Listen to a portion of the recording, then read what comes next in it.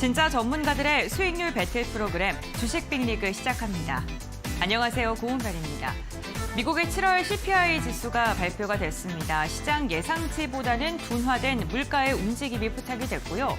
특히나 근원물가 같은 경우엔 주택비를 제외하고는 차차 둔화되고 있는 모습이 연속적으로 나오면서 이로 인해 시장은 안도감을 내비쳤습니다. 다만 우리 시장 뚜렷한 모멘텀이 부재한 가운데 제한된 움직임이 나오고 있는데요. 이 시각 흐름 함께 확인해 보겠습니다. 유가증권 시장 다시금 하락으로 돌아섰습니다. 2600선 이탈된 모습 나오고 있고요. 오늘 지수 같은 경우에는 2600 전후로 해서 상승과 하락을 오가고 있는 모습입니다. 코스닥 같은 경우에도 지금 제한된 움직임 나오고 있습니다. 현재 구간에는 상승력을 보여주고 있습니다만 0.2% 소폭의 상승이 나오고 있고요. 913선에서 거래가 이뤄지고 있습니다. 환율 부분도 함께 확인해 보겠습니다. 이렇게 물가 둔화에 대한 안도감이 나왔지만 미국채 30년물이 조금 부진한 입찰 흐름을 나타내고 있습니다. 이로 인해 달러 강세가 이어지고 있고요. 달러가 강세를 보이면서 원달러 환율이 다시금 오름세로 돌아서고 있는데요.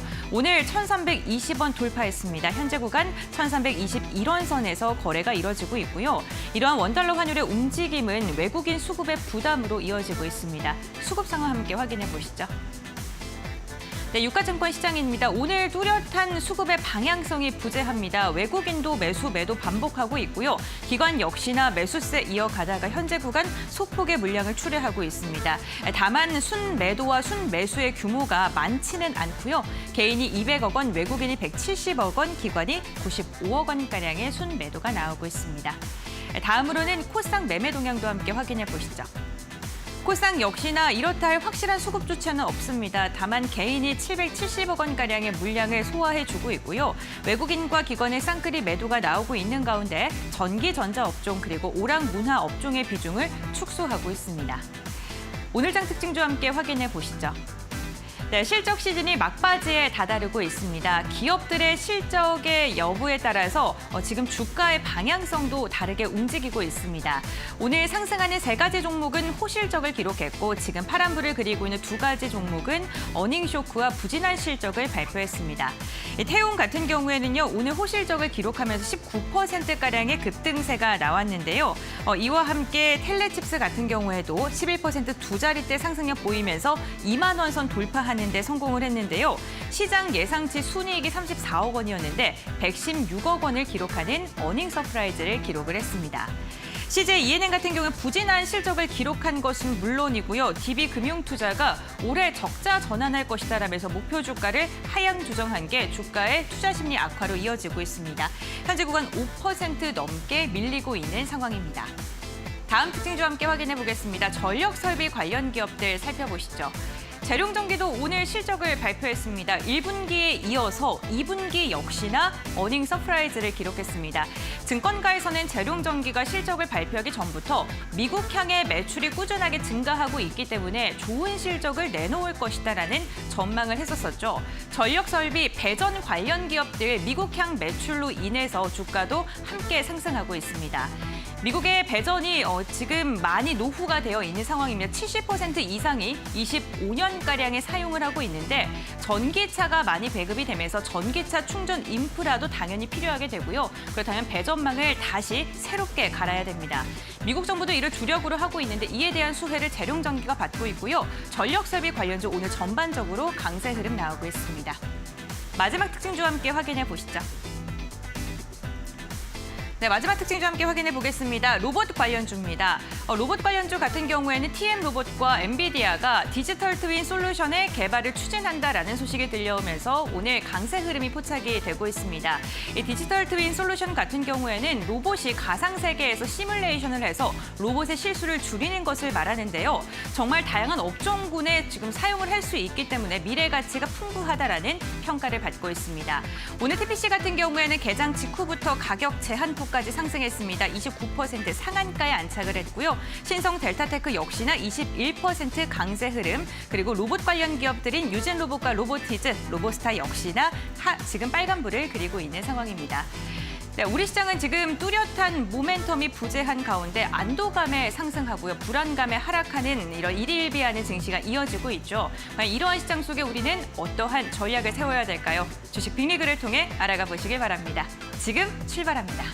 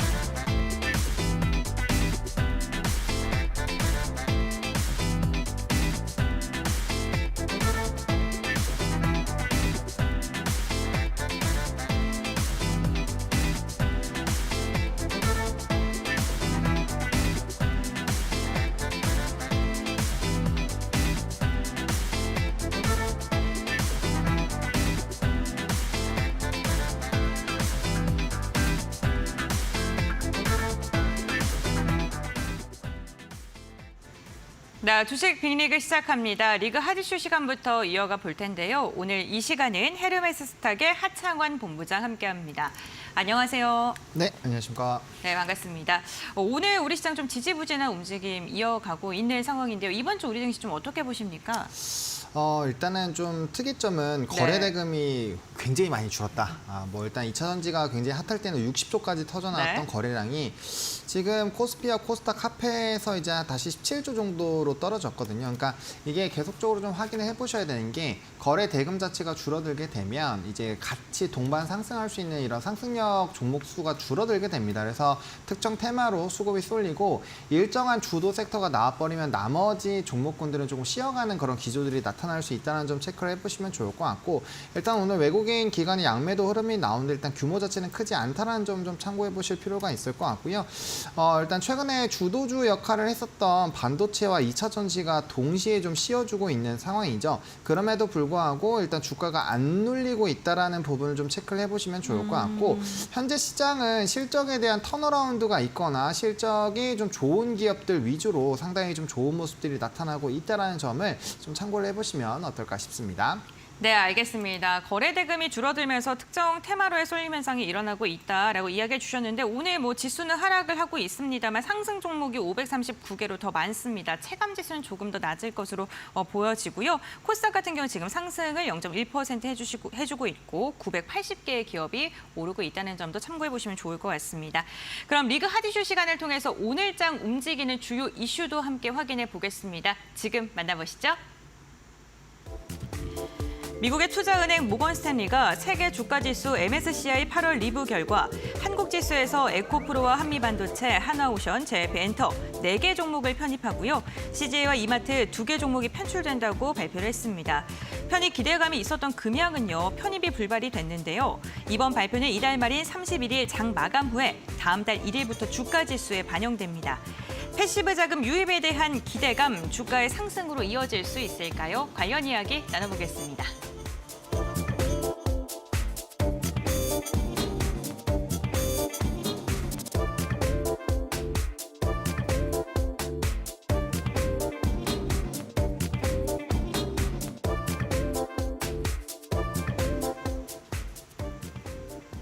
네, MSCI 지수 정기 변경 결과가 나왔습니다. 4개 종목이 편입이 되고요. 2개 종목이 편출이 된 상황인데요. 오늘 편입된 종목이 기대보다는 많이 오르지는 않은 상황이고요. 왜 이런지 한번 이야기를 나눠보도록 하겠습니다. 리뷰 결과부터 한번 들어볼까요?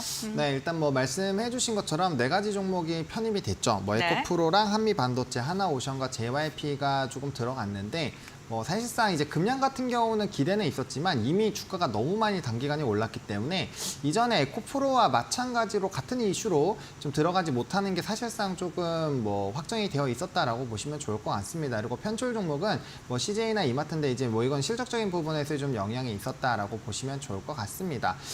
일단 사실상 이 MSCI 지수 얘기가 이제 1년에 4번 정도 계속 이슈가 나오잖아요. 근데 네. 통상적으로 이 이슈가 나오면 무조건 주가가 급등한다라고 생각을 하시는데 그거는 아닙니다. 그래요? 네, 이제 MSCI 지수 편입이 된다라는 거는 향후에 패시브 자금이 추가적으로 들어올 수 있다라는 부분에서의 기대감은 있지만 이게 이제 됐다라고 해서 뭐 무조건 주가가 급등이 나오고 그런 것은 아니다라는 점. 그리고 통상적으로 MSCI 편입 기대감이 생겼을 때, 그러니까 편입이 확정되기 한 달 전부터 그다음에 한 2주 정도가 오히려 주가의 탄력도가 가장 좋고 막판으로 가면 갈수록 오히려 차익이 나오는 경우도 있거든요. 그래서 그런 부분들은 좀 참고를 해보셔도 좋을 것 같습니다. 다만 이제 굉장히 좀 많은 패시브 자금들이 들어갈 예정이기 때문에 이게 점진적으로는 좀 주가의 바닥을 다져주면서 상방으로 이끌어낼 확률은 조금 더 높아질 수 있다는 부분으로 체크를 해보시면 좋을 것 같고 일단은 뭐 다들 보고서를 보셨겠지만 에코프로가 약 1.2조 원 정도 그리고 하나오션이 1,200억 원, 한미반도체가 1,130억 원, JYP가 1,970억 원 정도 추정이 되고 있는데 이들 중에서는 이제 뭐 JYP라든지 하나오션 쪽이 비중 자체가 상당히 좀 높다라는 부분을 좀 체크를 해보시면 좋을 것 같고 이 종목군들이 이제 편입이 됐다고 해서 무조건 상승하는 것이 아니다라고 말씀을 드린 이유가 각 섹터별로 산업의 흐름들이 다 다르기 때문이죠. 그래서 시장에서 지금 주목을 받는 부분들이 같이 곁들여져 있다라고 한다면 추가적인 상승 탄력이 더 커질 것이고 지수에 편입이 됐지만 만약에 시장에서의 이런 관심도들이 좀 멀어지는 이런 산업을 가지고 있다라고 한다면 거기에서 단연 또 시간적인 부분에서 차이가 발생을 할 수 있다라는 부분들을 좀 보시면 좋을 것 같습니다. 그리고 벌써부터 다음번에 11월에 있는 이런 MSCI 지수 편입에 대한 또 종목군들의 기대가 되거든요. 우리가 이게 1년에 2월, 5월, 8월, 11월 이렇게 4차례의 MSCI 지수 편입 이슈가 있는데 벌써부터 11월께 언급이 되고 있어요. 벌써 뭐 금양이라든지 뭐 SK텔레콤, 포스코 DX, 현대오토에버 뭐 이런 종목군들이 벌써부터 얘기가 나오고 있고 또 스몰캡 관련된 부분에서는 더 많은 종목군들이 언급이 되고 있거든요. 그래서 네. 이 이슈 자체가 또 다른 종목군들의 또 이 기대감으로 넘어갈 수 있는 또 위치에 있기 때문에 그런 부분들까지 좀 잘 판단을 해보실 필요는 있지 않을까라는 생각입니다. 네, 11월 정기 변경 편입이 기대되는 종목들에 다시금 또 투자 심리가 이어지고 있는 상황인데 금양 같은 경우에는 오늘 좀 실망감으로 인해서 주가에 급락이 나오고 있는데 11월 또 에코프로처럼 재도전에 성공할 수 있지 않습니까? 그렇죠. 네. 네. 사실상 근데 금양 같은 경우는 네. 이미 한 2주 정도 전쯤에 네. 이미 안 될 거라는 분석들이 상당히 많았거든요. 네, 왜냐하면 맞습니다. 단기간에 주가가 이게 기준이 있어요. 편입하는 기준이 있는데 네. 단기적으로 이 금양이라는 종목도 7월 달부터 7월 26일까지 초부터 이제 말까지 주가가 뭐 거의 100% 이상 올라갔다라는 거죠. 그렇기 때문에 너무 단기간에 주가가 많이 올라간 130% 이상인가요? 네. 그 기준을 넘어서면은 편입이 안 됩니다. 그래서 네, 에코프로가 이전에 편입을 하려고 했지만 못했었던 됐죠. 이유가 네. 주가가 많이 올랐기 때문에 여기 5월 달 정도 보시면 이때도 주가가 어마어마하게 오르지 않았겠습니까? 그래서 이게 요번으로 미뤄졌었던 거거든요. 네, 그래서 그렇죠. 그런 관점으로 보시면 좋을 것 같고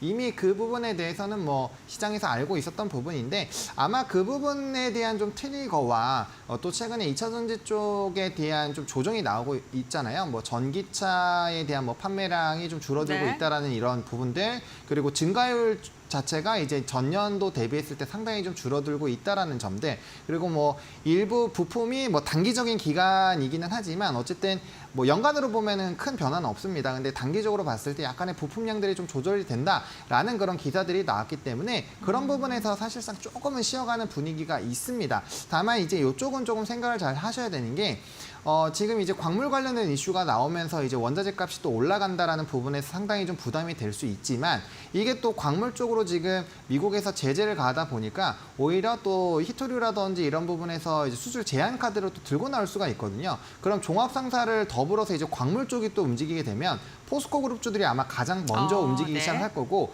그쪽에 움직이면은 뭐 에코프로부터 시작해서 나머지 종목군들도 다 또 플러스가 되는 기조가 최근에 한 2, 3주 사이에 벌써 한 2차례나 있었거든요. 있거든요. 그래서 네. 그런 부분들이 나올 수 있다라는 점도 좀 참고를 해보시면 좋을 것 같고 어쨌든 뭐 2차 전지나 이런 쪽은 굉장히 좀 이제 이 투심에 영향을 줄 수 있는 포인트들이 워낙 많기 때문에 이 MSCI 지수 편입 관련된 종목군들 중에서도 가장 고민할 게 많은 그런 섹터다라고 좀 정리를 드리겠습니다. 네, 이미 많이 올랐기 때문에 언제든지 차익 물량이 나올 수 있어서 더 고민할 게 많다라고 언급해 주신 것 같은데 그럼 MSCI 지수 정기 변경이 편입된 기업들 가운데 좀 어떠한 종목들 전략 세면 좋을지 한 종목씩 알아보겠습니다. 네 종목이 있는데 어떤 종목부터 볼까요? 일단은 뭐 하나오션부터 좀 보겠습니다. 네. 오늘 뭐 장중에 낙폭이 조금 나왔다가 다시 올라왔는데 일단 조선업 자체가 상당히 조금 저는 중장기로 봤을 때 좀 매력적이다라고 좀 많이 언급을 드리고 있죠. 한 4년, 5년 봤을 때 가장 상승력이 클 수도 있다라는 얘기가 나오는 종목인데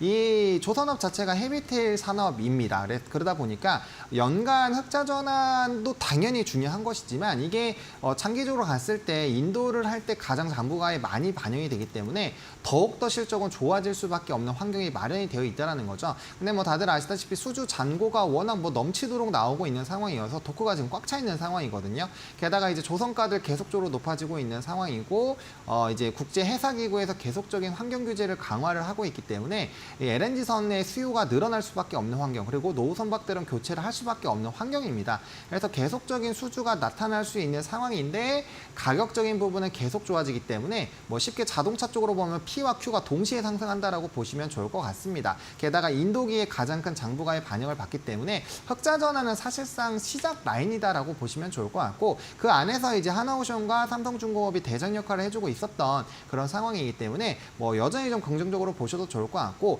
만약에 여기서 좀 강하게 차익이 나오면서 단기 눌림이 좀 강하게 나타난다고 한다면 오히려 굉장히 좀 강력한 매수 포인트로 잡으셔도 뭐 충분히 좀 용이하지 않을까라고 보고 있고요. 뭐 하나그룹에 대한 인수 그리고 HSD 엔진 이전에 대우조선해양에서 HSD 엔진을 따로 떨어놓고 봤을 때 그 주요 고객사이기 때문에 항상 HSD 엔진은 이 인수하고 나서의 좀 이슈가 어떻게 될까에 좀 물음표가 많이 있었던 상황이거든요. 근데 그런 것들이 다 해소가 됐기 때문에 오히려 앞으로 이런 시너지를 본다라고 한다면 충분히 좀 매력도가 높아지지 않을까라고 보고 있고요. 그런 부분들이 아무래도 주가의 조금 상승력을 보다 더 선두적으로 끌어내는 주요 요인으로 좀 작용을 한 것이 아닌가라고 보고 있습니다. 네, 알겠습니다. 첫 번째로 한화오션 짚어봤습니다. 뭐 지수 편입뿐만 아니라 산업 자체를 봐야 된다라고 말씀해 주셨는데 조선업에 대해 굉장히 긍정적으로 말씀해 주셨고요. 두 번째 종목 이어서 확인해 보겠습니다. 네, 두 번째 종목은 한미반도체입니다. 네. 사실상 뭐 이 HBM으로 던진 돌이 뭐 주가를 어마어마하게 올린 종목인데 네. 뭐 여전히 관심 있게 보셔도 괜찮지 않을까 싶습니다. 일단은 뭐 최근에는 단기 박스를 만들면서 좀 물량 소화를 해주고 있는데 뭐 일단 이 회사 같은 경우는 이런 HBM 부분을 제외를 하더라도 사실상 뭐 비전 플레이스먼트라든지 뭐 EMI 차단막 실드 그리고 뭐 마이크로소 이런 제품들에서 상당히 좀 좋은 성과를 내고 있었던 회사고요. 또 반도체 업황에서 턴어라운드가 나올 때 항상 후공정 쪽이 가장 먼저 좀 부각이 될 수밖에 없거든요. 그래서 소켓이라든지 후공정 쪽은 지금 계속적으로 좋은 흐름들을 보여주고 있기 때문에 그 안에서 좀 투심은 계속적으로 좀 유지가 되지 않을까라고 보고 있는 상황이고요. 실적을 보시게 되면은 작년 대비로 했을 때는 상당 부분 매출액과 영업이익이 모두 다 줄어드는 모습이지만 분기대로 봤을 때는 Q단 이제 분기별로는 매출이 85%, 영업이익 같은 경우가 432%나 좀 좋아졌거든요. 아무래도 전체적인 감산 기조가 나타나고 있다 보니까 관련된 부분에서 전체적인 비중은 줄어들고 있지만 확실히 업황이 조금 더 바닥권을 지나간다라는 부분들을 이제 분기별 실적으로는 충분히 좀 체크를 해보실 수 있지 않을까라고 보고 있는 상황입니다. 일단 실적 부분에서는 이제 본딩 부분에서 가장 큰 성과가 나타나고 있는데 이것도 3자릿수 이상의 좀 증가가 나타났거든요. 그래서 이 부분을 좀 집중해서 보실 필요가 있을 것 같고 하이닉스의 이제 TC 본더 부분을 계속적으로 좀 납품을 하고 있는데 이 안에서도 이제 제품이 두 갈래로 나뉘어지거든요. 근데 그 부분에서 사실상 하이 부분을 중국 쪽에 납품을 했었던 이력들이 있는데 이게 점진적으로 그 상위 상품으로 교체돼서 진행이 될 것이다라는 기대감이 있고요. 관련된 시장 자체가 상당히 좀 커지고 있다 보니까 이 본딩 시장의 확대에 따른 또 수혜가 추가적으로 나타나지 않을까라는 기대감이 상당히 좀 높아지고 있다라고 보시면 좋을 것 같고 반도체 업황은 계속적으로 지속적으로 턴어라운드 기조가 갈 것이기 때문에 그리고 이 회사 같은 경우 주주 환원 정책을 작년부터 굉장히 좀 강력하게 진행을 하고 있기 때문에 그런 부분에서도 좀 강력한 투심이 유지가 되고 있다라고 정리드리겠습니다. 알겠습니다. 두 번째로는 한미 반도체 알아봤습니다. 업황 턴어라운드에 대한 기대감 지속적으로 나오고 있다라고 언급해 주셨고요. 그럼 마지막으로 세 번째 종목 알아보겠습니다. 네, JYP를 조금 말씀을 드리겠습니다. 네. 앞서 말씀드린 것처럼 2차 전지는 이제 볼 게 너무 많기 때문에 네, 조금 다음에 한번 네. 소개를 드리도록 하겠고요. 일단 JYP 같은 경우도 오늘 장중 조금 하락폭이 있었는데 이게 금세 또 말아 올렸죠. 왜냐하면 일단 증권가 컨센서스 자체가 실적이 매출액과 영업이 모두 다 세 자릿수 이상의 증가가 나타날 것으로 예상이 되고 있고요.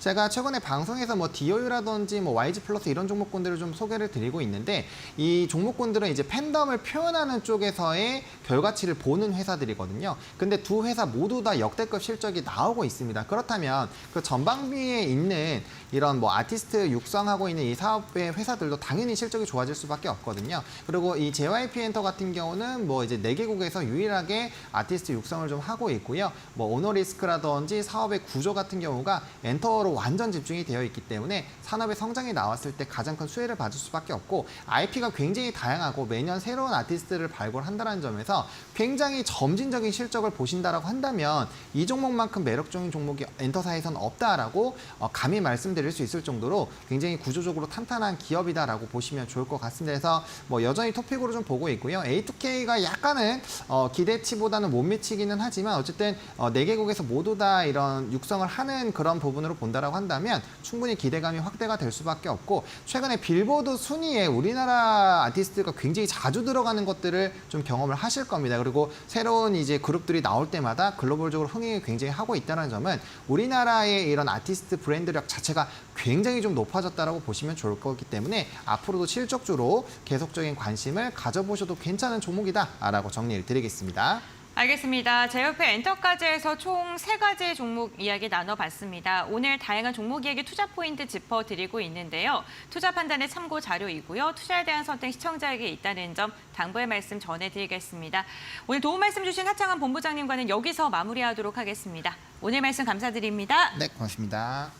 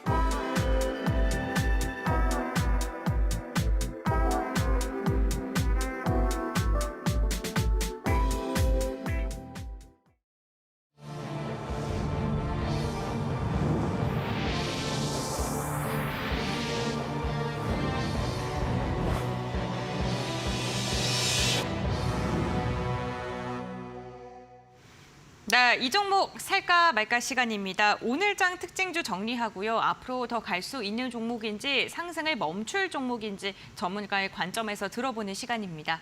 오늘 이 시간은 프레스티지 전략연구소 반종민 소장님 함께합니다. 안녕하세요, 소장님. 네, 안녕하십니까. 네, 반갑습니다. 저희가 오늘 세 가지 종목에 대해서 또 이야기를 나눠볼 텐데 그 전에 또 리그 레벨업을 통해서 항상 종목을 한 종목씩 말씀을 드리지 않습니까? 저희 리그 레벨업 종목 중에 신성 델타테크가 어제 상한가 돌입했고 오늘도 강세 보이면서 200%가 넘는 수익률을 달성하는 데 성공을 했습니다. 네. 다시 한번 수여식을 내주고 있습니다. 원래도 반종민 소장님 아니었습니까? 그런데 또 다시 수익률을 갱신하면서 200%가 넘는 수익률, 신의 호칭을 다시 한번 전해드리고요. 또 랩지노믹스 같은 경우에는 40%의 수익률을 달성했습니다. 저희가 매주 한 번씩 만나뵈면서 이렇게 종목들에 대한 언급을 듣는데 두 종목이나 두 자리대, 세 자리대 수익률을 달성했을 만큼 좋은 종목들 잘 엄선해서 소개를 해드리고 계신데요. 소감이 어떻습니까? 사실 이게 지금 운이 좋았다라고 저는 좀 생각이 들고 있고요. 네. 사실 이 신성 델타테크는 좀 이슈가 많습니다. 그래서 지금은 뭐 접근을 하기에도 뭐하고 오히려 기존에 좀 보유하고 계셨던 분들은 좀 마무리를 하는 게 낫지 않을까라고 좀 생각이 들고 있는데 네. 그만큼 이 초전도체에 대한 이슈가 좀 명확하게 좀 판단이 나서 마무리가 좀 됐으면 좋겠다라는 말씀드립니다. 네. 네, 알겠습니다. 오늘 반종민 소장님과 함께 다양한 종목 투자 포인트 들어보겠습니다. 먼저 세 가지 종목에 대한 투자 포인트 들어볼 텐데요. 첫 번째 종목부터 알아보시죠. 네, 오늘의 첫 번째 종목 확인해 보도록 하겠습니다. 오늘의 첫 번째 종목은 N게임입니다. 2분기가 되고 게임사들도 모두 실적 발표를 하고 있는데 대부분의 게임사들이 부진한 실적을 이어가고 있죠. N게임 같은 경우는 올해 실적 나쁘지 않습니다. 매출 같은 경우가 179억 원으로 전년 대비는 35% 늘었고요. 영업이익 같은 경우도 37억으로 분기 기준 최대치를 다시 한번 달성해냈습니다.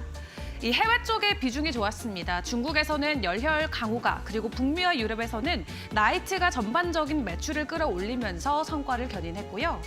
다만 지난 11월에 북미에서 나이트 온라인이 신규 서버 오픈을 했는데 그 이후로 매출이 증가하면서 공동 개발사에 지급하는 수수료도 또한 증가를 했습니다.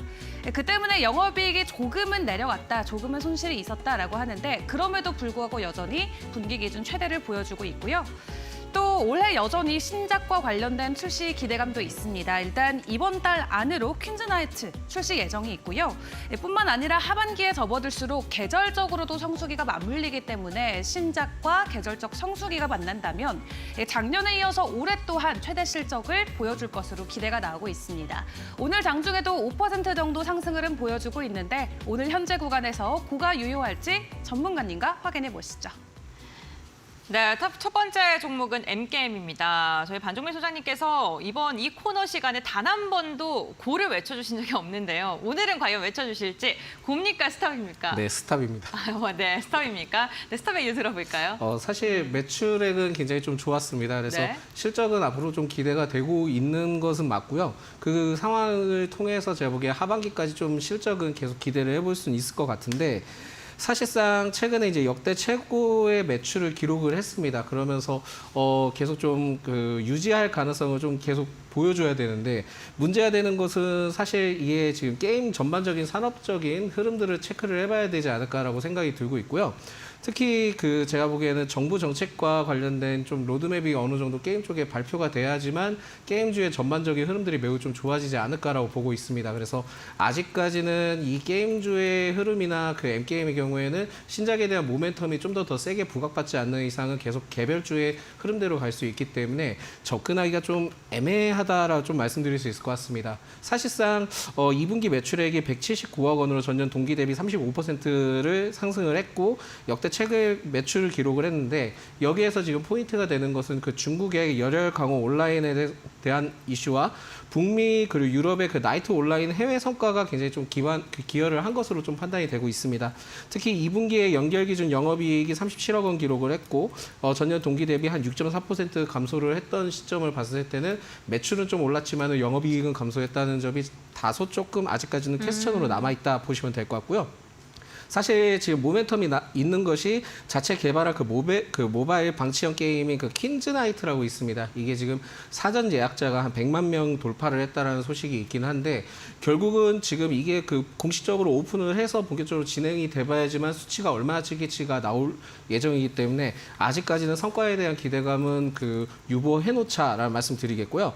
사실 이슈가 있다 한다면 3분기에 대한 이슈가 굉장히 좀 좋을 가능성이 있는 게 중국 킹넷과 그 열혈강호 온라인 라이선스 계약을 지난달에 체결을 했습니다. 그러면서 이게 아마 제가 보기에는 3분기 때 실적이 반영될 예정인데 이거에 대해서는 제가 보기엔 계속 좀 실적을 기대를 해볼 수는 있겠지만은 주가는 기존에 좀 차익 실현이 계속 나와줬던 흐름들을 봤을 때는 상승을 한다 하더라도 일시적으로 다시 조정이 올 수 있다라고 보시면 될 것 같습니다.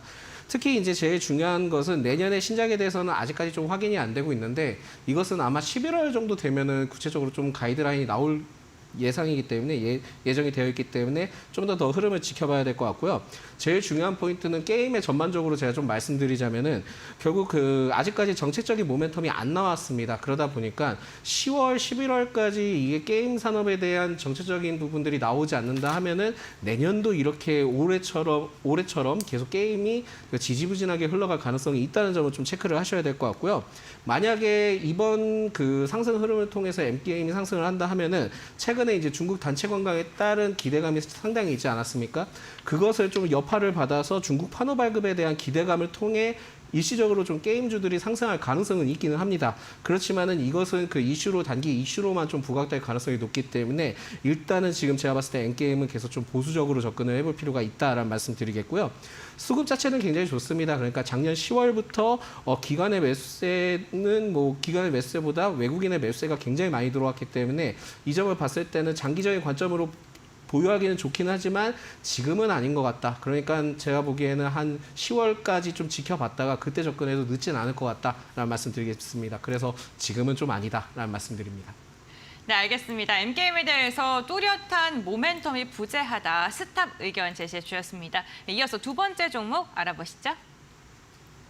네, 이어서 오늘의 두 번째 종목입니다. 오늘의 두 번째 종목으로는 농심 확인해 보도록 할 텐데요. 농심도 2분기 매출을 내놨습니다. 영업이익과 매출단 모두 좋았는데요.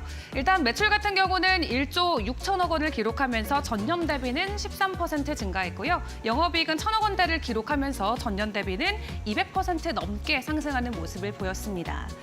경기 침체와 인플레이션으로 인해서 상대적으로 가격이 저렴한 라면 수요가 늘어났던 것이 이번 매출의 성장을 이끌었다라고 하는데요. 일각에서는 씁쓸한 라면 호조다라는 말도 나오고 있습니다. 해외 반응을 봤을 때는 영업이익이 반 이상 해외에서 나온 것으로 확인되고 있습니다. 그중에서도 미국 법인의 지분이 상당히 컸는데 미국에서만 28%의 영업이익에 해당하는 300억 원대 매출이 나왔고요. 전반적인 성장을 미국 쪽에서 주도했다라고 생각해 주시면 될 것 같습니다. 앞으로 2025년에 미국의 제3공장을 다시 착공한다라는 소식도 전해지고 있습니다. 시장 공략에 한층 속도를 더한다는 계획이죠. 그런 한편 지난 7월 달에는 주요 제품의 가격 인하가 있었습니다. 신라면과 새우깡과 같은 주요 제품들이 가격이 인하가 됐는데 이런 부분에 대한 결과는 3분기 실적에 반영이 될 전망입니다. 그렇다면 앞으로의 농심은 어떨까요? 고일까요? 스탑일까요? 네, 두 번째 기업은 농심입니다. 농심에 대한 투자 의견 한번 들어보겠습니다. 고입니까 스탑입니까? 네, 스탑입니다. 네. 네, 두 번째 스탑 제시해 주셨는데 한번 이유 들어볼까요? 네, 사실 제일 중요한 것이 실적이 굉장히 잘 나왔습니다. 잘 네. 나왔고 그것을 통해서 어닝 서프라이즈를 기록을 했는데 이게 전년 동기 대비 좀 상황을 지켜보니까는 그 영업이익이 그 전년 대비에 한 1000% 이상 증가를 했더라고요. 그래서 이 점을 봤을 때는 어닝 서프라이즈 맞는데 결국은 최근에 이제 어닝 서프라이즈 나온 기업들이 일시적으로 좀 조정을 받는 이슈를 봤을 때는 아마 지금 상황에서는 좀 어느 정도는 단기 조정 나올 가능성이 높지 않을까라고 판단을 해서 스탑 의견을 좀 드렸고요. 사실상 그 작년 동기 대비의 그 러우 전쟁 영향으로 인해서 영업이익이 한 43억밖에 되지는 않았습니다. 근데 지금 거의 한 537억 원이면 엄청난 거죠.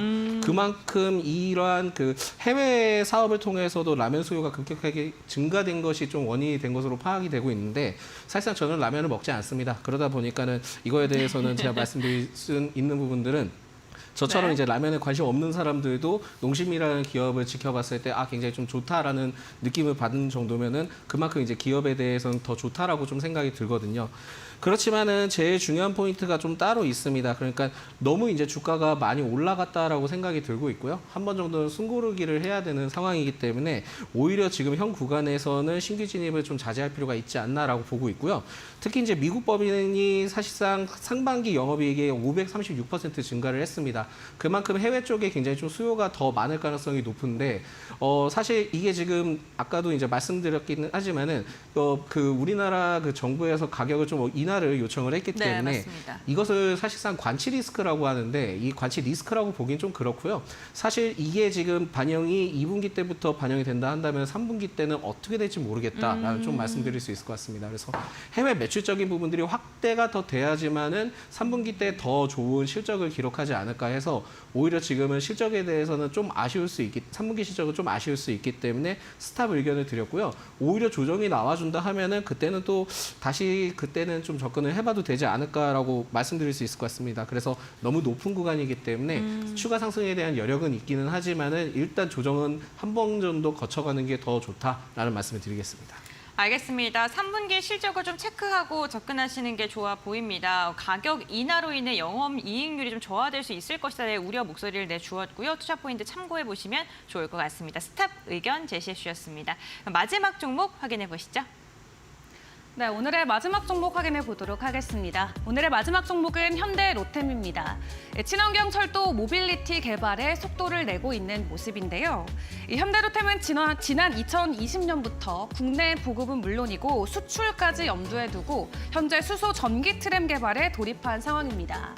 올해 연 안으로 실증 사업을 마무리할 전망이고요. 양산을 위한 본격적인 준비에 나설 것이다라는 계획을 전해왔는데요. 일단 2분기의 실적도 상당히 좋았습니다. 매출액은 9천억 원대를 기록하면서 전년 대비는 25% 증가했고요. 영업이익도 현재 600억 원대를 보여주면서 전년 대비는 113% 증가하는 모습을 보였습니다. 특히 신규 수주가 늘어났던 부분이 이번 매출에도 상당한 도움이 됐는데요. 이 수주 대부분이 철도 부분에서 실적을 견인했다라고 합니다. 현재 국내 기업과 연구소와 함께 핵심 기술과 부품들을 개발하고 있는데 대부분은 이미 국산화에 성공한 상황이라고 하고요. 회사 R&D 비용도 매년 상승 곡선을 그려가고 있습니다. 2021년까지만 하더라도 R&D 비용이 1,000억 원대였는데 올해 상반기만 놓고 봤을 때는 1분기에만 R&D 비용이 320억 원대를 기록을 했습니다. 이 매출 대비 R&D 비중이 차지하는 것도 3%에서 현재 4% 비중까지 늘어난 상황인데요. 앞으로 현대로템은 이 수소 전기 트램 개발 완료를 시작으로 이 양산 사업부터 수소 전기 열차 등 앞으로 미래 시장 수요를 위해서 단계별 차종 개발과 라인업을 구축할 예정이라고 합니다. 지속적으로 수주도 늘어나고 있고 실적도 잘 뒷받침되고 있는데요. 그렇다면 현대로템은 고일지 스탑일지 전문가님과 확인해 보시죠. 네, 세 번째 종목은 현대로템입니다. 과연 K 방산 기업에게는 고 의견을 주실지 의견 한번 들어보겠습니다. 네, 15연속 스탑입니다.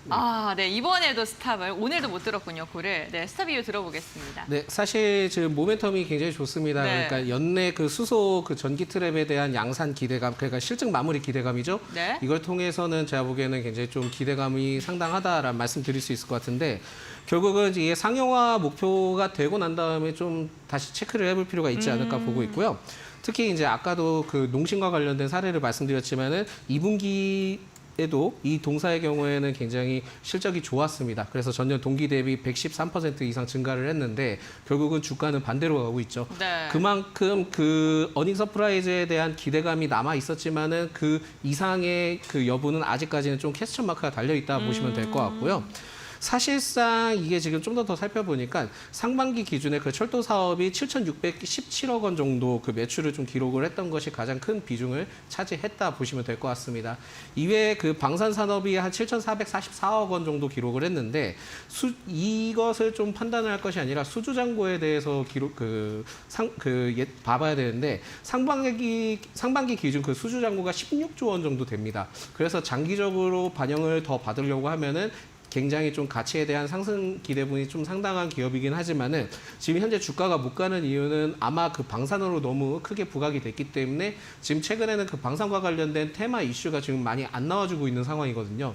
그러다 보니까 주가에 대한 영향력이 그렇게 크지는 못했던 것 같다라는 말씀 드릴 수 있을 것 같고요. 특히 이제 제 지금 그 이 기업에 대해서 포인트가 될 수 있는 것은 2차 계약 물량에 따른 그 현대로템에 대해서도 지금 폴란드의 그 K2 전차 820대 정도에 대한 수주 물량이 좀 어느 정도 예측이 되고 있습니다. 그래서 이 점을 봤을 때는 아직까지 기대감이 좀 상당한데 지금 현재 타이밍이 주가 타이밍이 모멘텀이든 지금 현재 테마적인 흐름들을 봤을 때는 아직까지는 좀 시기가 아닌 것 같아서 스탑에 대한 의견을 좀 드린 것 같고요. 그리고 이제 기대감은 아직까지 남아 있습니다만은 일단 기억만 해놓고 지켜만 보자라는 말씀을 드리겠습니다. 제가 봤을 때 타이밍이 온다 하면은 그 9월 추석 전에 주가가 현 위치이면 그때는 좀 매수를 해봐도 되지 않을까 보고 있고요. 오히려 이게 지금 왜 제가 9월 추석 전이라고 말씀드리냐면은 10월부터 11월까지는 이제 정부 정책에 대한 로드맵이든 여러 가지 정책이 발표가 됩니다. 근데 지금 작년에도 이제 발표가 됐을 때도 결국은 정부 정책에서 방산과 관련된 이슈가 굉장히 많이 부각받았거든요. 그만큼 그러한 테마를 예측을 했을 때는 결국은 10월, 11월 기점으로 좀 포인트를 잡고 진행을 해보시는 게 낫지 않을까 보고 있고요. 결국 이제 스탑 의견을 들은 것은 이제 주가가 상승하는 요인보다는 당분간 좀 보합권 형태로 흘러갈 가능성이 있고 실질적으로 좀 그 상승을 한다 하더라도 조정이 나올 가능성이 매우 높기 때문에 오히려 조정이 나왔을 때 그때 좀 접근을 해보면 좋겠다라는 말씀 드리겠고요. 아직까지는 뭐 별다른 이슈가 나와주지 않았기 때문에 지금 현재 구간에서는 추가 조정이 나왔을 때 그때 좀 매수를 하는 것이 낫지 지금 현재 시점에서는 주가가 올라가기에는 모멘텀이 좀 다소 약하다라는 말씀 드리겠습니다. 네, 알겠습니다. 현대 로템에 대한 투자 의견도 제시해 주셨습니다. 오늘도 세 가지 종목 모두에게 스탑 의견을 제시해 주셨는데요. 종목 투자 포인트 정리하고 돌아오겠습니다.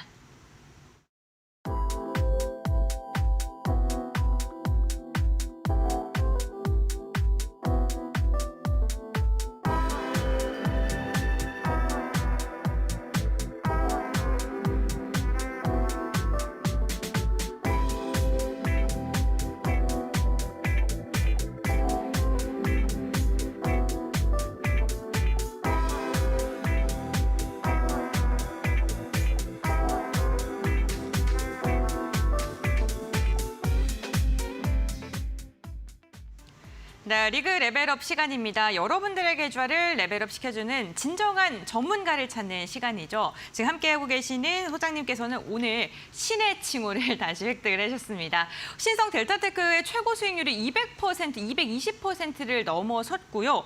랩지노믹스 같은 경우에는 40%의 수익률을 달성하면서 목표가를 도달하는 데 성공을 했습니다.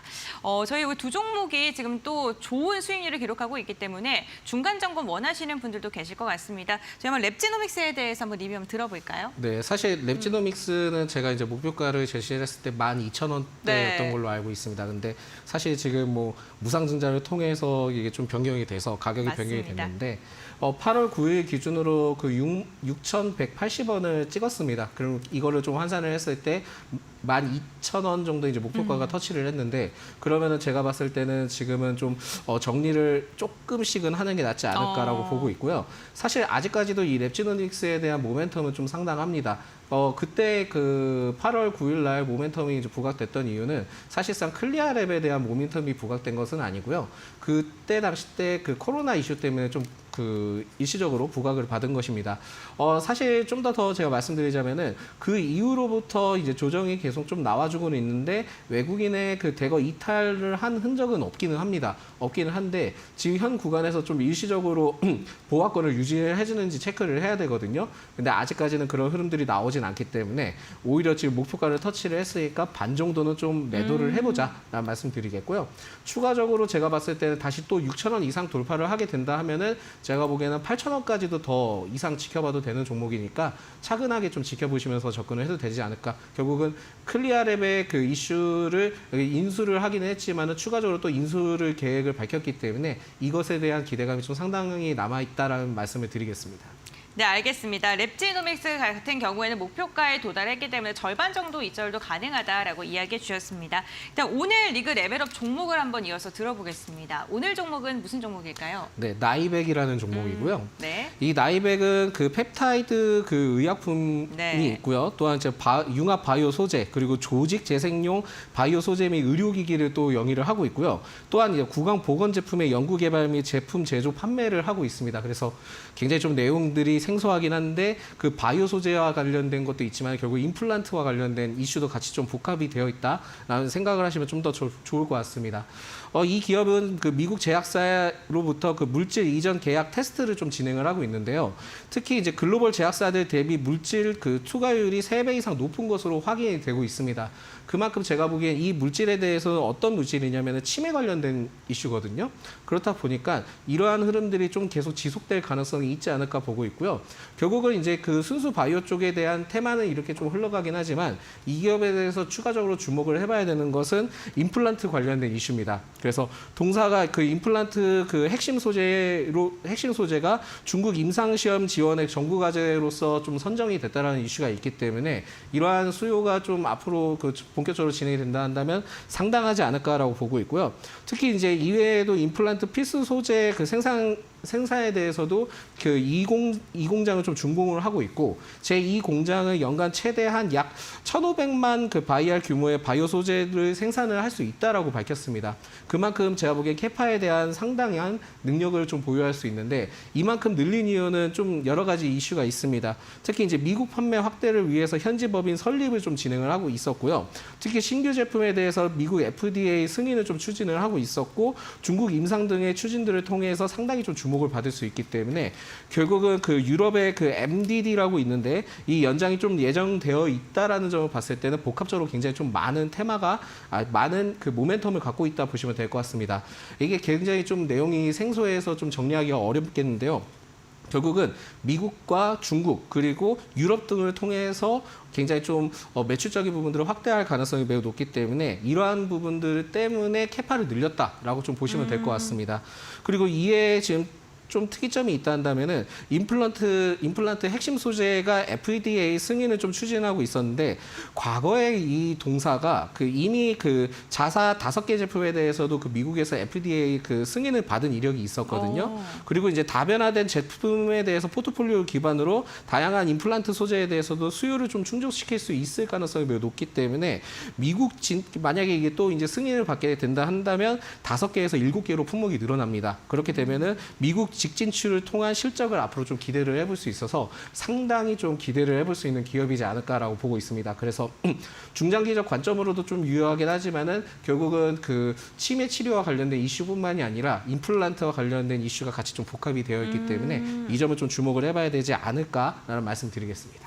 네, 나이백을 말씀해 주셨고요. 치매 관련 모멘텀, 임플란트 관련 모멘텀 언급을 해주셨습니다. 그렇다면 가격 전략을 어떻게 잡고 가야 될지 한번 들어보겠습니다. 예, 다행히도 지금은 주가가 상승하지 않고 있기 때문에 지금은 매수 포인트로 맞는 것 같고요. 네. 목표가가 좀 높습니다. 3만 원으로 일단 지정을 했고 손절가도 좀 그 목표가가 높은 만큼 손절가도 좀 깊게 지정을 했거든요. 그래서 손절가는 14,000원 아래로 이탈했을 경우에는 그때는 좀 매도 전략을 취하시는 게 낫지 않을까라고 해서 목표가 3만 원, 손절가는 14,000원으로 지정했습니다. 알겠습니다. 오늘 종목은 나이백이고요. 목표가 같은 경우에 3만 원, 손절가는 14,000원으로 가격 전략 굉장히 러프하게 잡아주셨습니다. 이 부분 참고해 보시면서 대응을 해보시면 좋을 것 같습니다.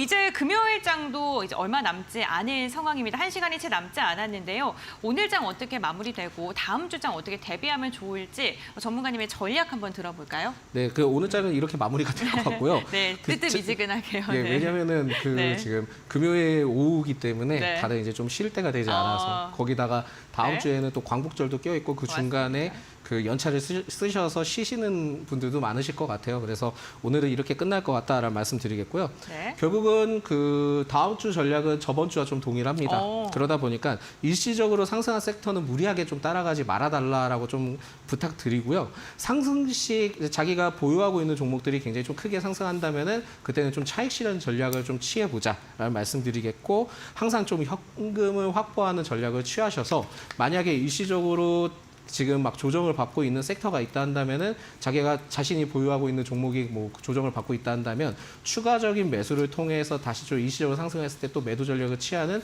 포트폴리오 리밸런싱 전략을 계속 좀 취하시는 게 낫지 않을까라는 말씀드리겠습니다.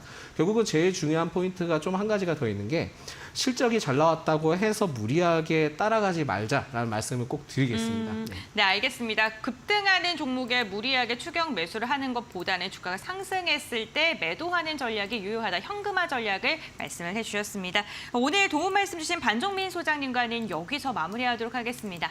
오늘 말씀 감사드립니다. 네, 감사합니다.